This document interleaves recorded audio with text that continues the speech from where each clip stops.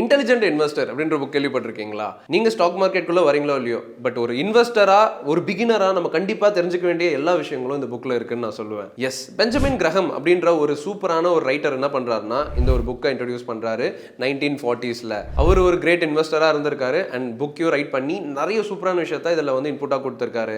இந்த book Amazon and பிளிப்கார்ட்ல 500 rupeesக்கு செல் பண்ணிட்டு இருக்காங்க.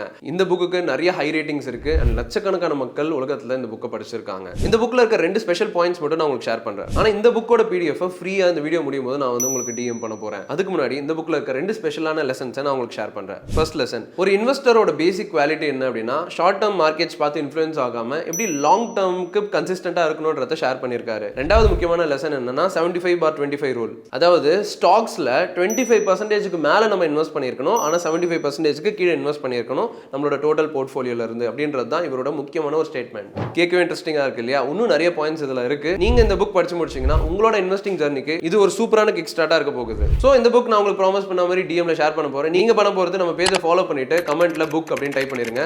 புக் வந்து சேரும்.